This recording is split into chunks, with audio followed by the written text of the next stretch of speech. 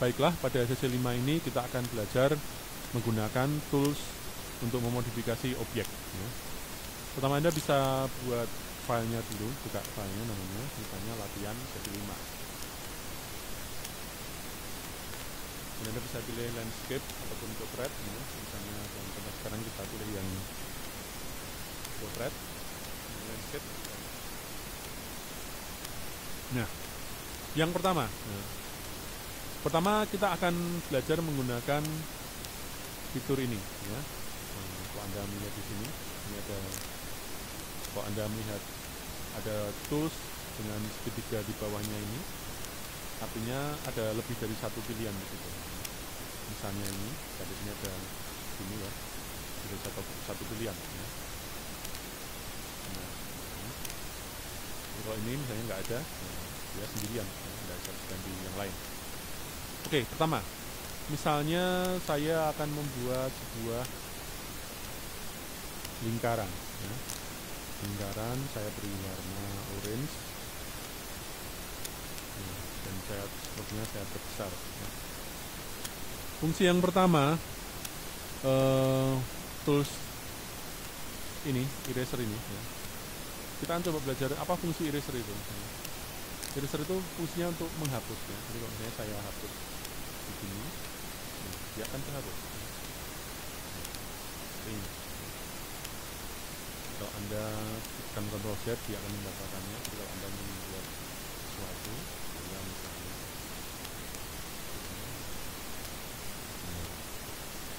Anda membuat bola basket ini normal.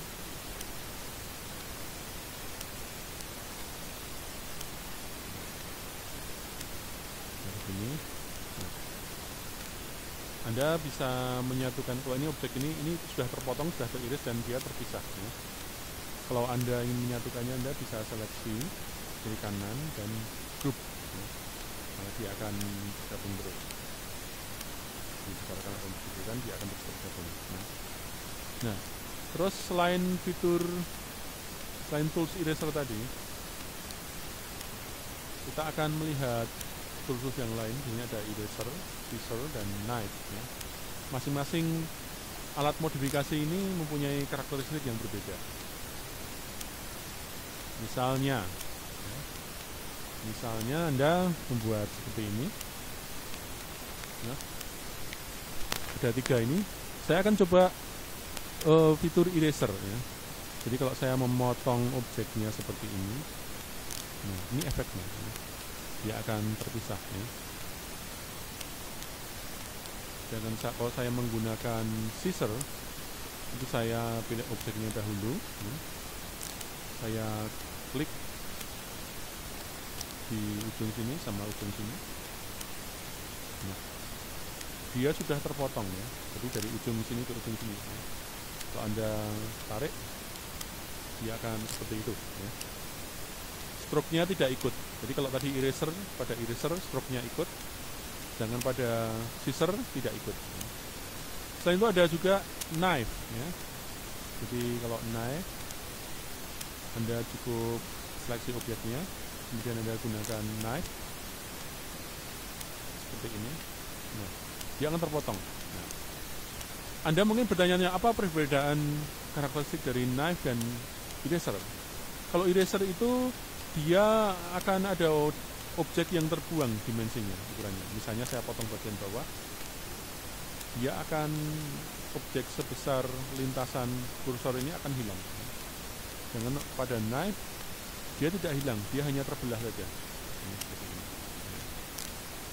Ini perbedaannya. Oke.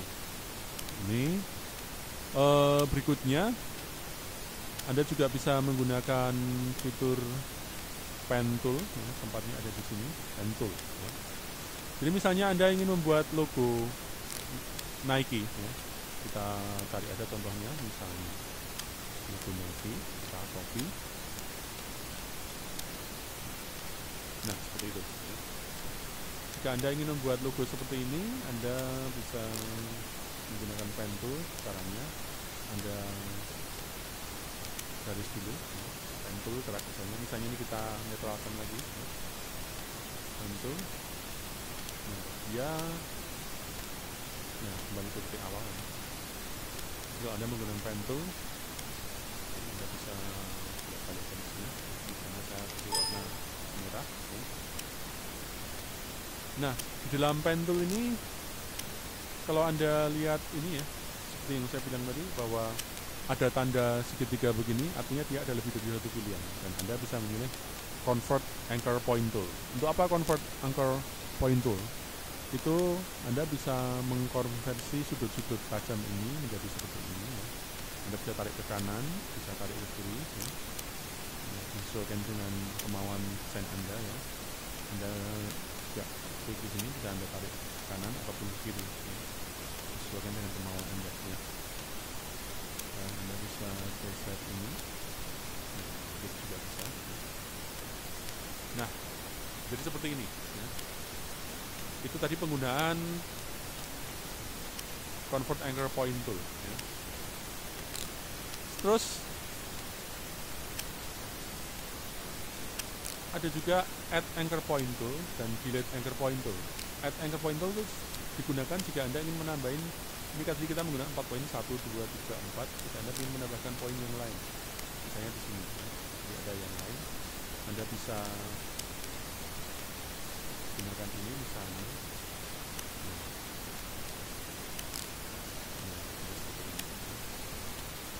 Jadi jika Anda merasa poin ini tidak perlu, Anda bisa gunakan delete anchor point tool. Jadi Anda pilih yang pen tool tapi ada minusnya ini, Anda klik di sini. Nah, berikutnya, jika Anda melihat bahwa ini belum terlalu mendekati bentuk Nike, jangan khawatir, Anda masih bisa menggunakan fasilitas ini ya, direct selection ya. Anda pilih yang tidak ada tanda plusnya. Tanda plusnya nanti mungkin lain kesempatan kita jelaskan buat apa. Tapi Anda bisa sementara pakai ini ya. Jika Anda memilih tanda panah hitam ini untuk menyeleksi, dengan panah putih itu untuk direct selection tool. Apa itu direct selection tool? Anda bisa lihat ya.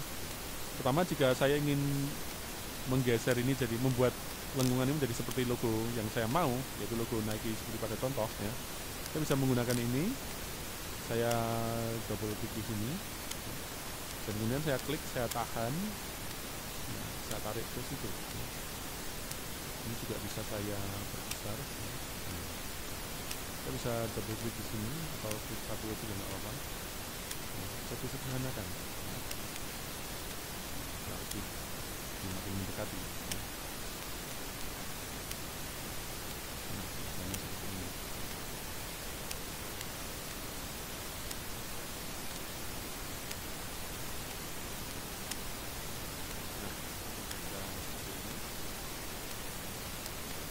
Itu gunanya anchor point tool.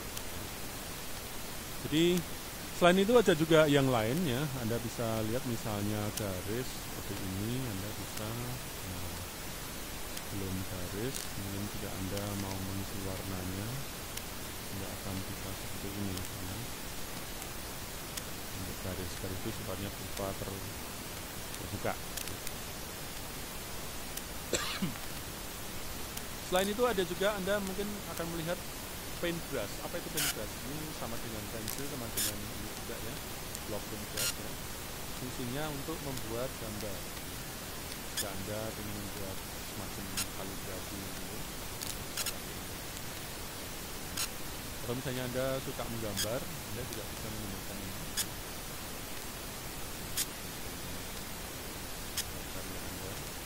Jika Anda tidak suka menggambar, jangan khawatir tentang ini ya, jangan repotkan diri Anda meniru mereka yang bisa menggambar. Cukup jika Anda punya ide, cukup perintahkan mereka yang sanggup melakukannya. Jadi desktop publishing bukan pelajaran soal skill menggambar secara manual. Di sini saya menggunakan pakai mouse. Kalau Anda menggunakan stylus atau menggunakan pen digital, ini akan lebih gampang lagi. Nah, selain fitur-fitur ini juga saya akan tunjukkan beberapa modifikasi yang lain ya. Misalnya ya, saya punya benda lingkaran ya. Kemudian saya punya benda bintang ya. terus juga punya benda kotak, juga punya misalnya poligon. Nah, ini keempat benda ini saya warnain berbeda-beda.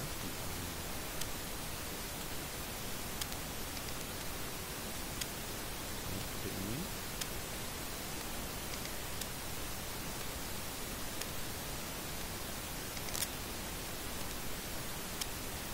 Oke, nah misalnya seperti ini. Ya. Nah, Anda bisa menggunakan fitur yang namanya itu align. Align itu kebetulan ini sudah saya buka, tapi kalau Anda tidak menemukannya, align itu fungsinya kira-kira untuk membuat objek-objek itu berjajar secara rata. Ini saya hapus objek yang lama dahulu. Ini kita buat. Align itu Anda bisa buka di window, cari ini align, nanti dia akan muncul seperti ini.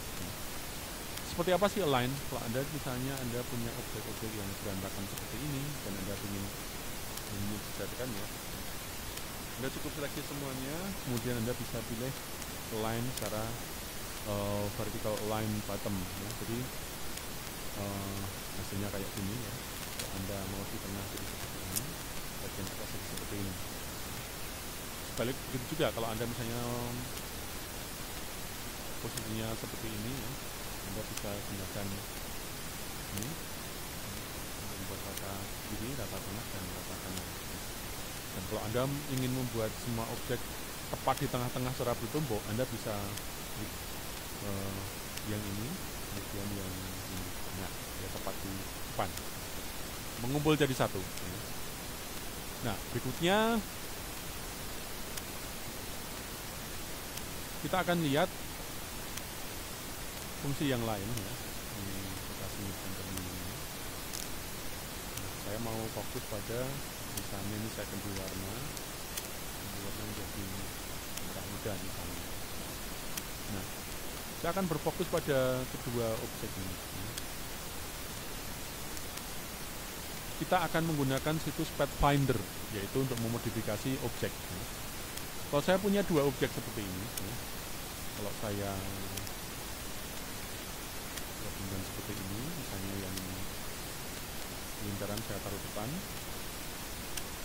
Nah, jika Anda ingin tepat di tengah, seperti biasa, Anda bisa gunakan align tengah, di sisi tengah. Nah, ini akan tepat di tengah-tengah. Nah, kalau Anda lihat di sini, Pathfinder misalnya, ini ada dua kotak bergabung. Anda bisa seleksi kedua benda ini.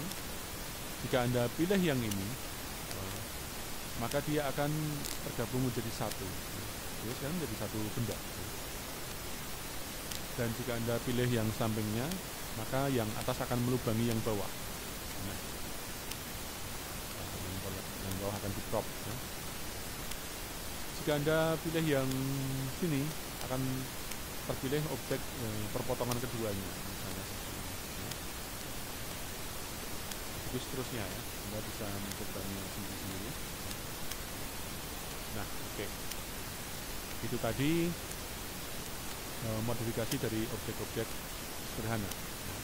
Kita akan lanjutkan pada sesi 5 bagian yang kedua.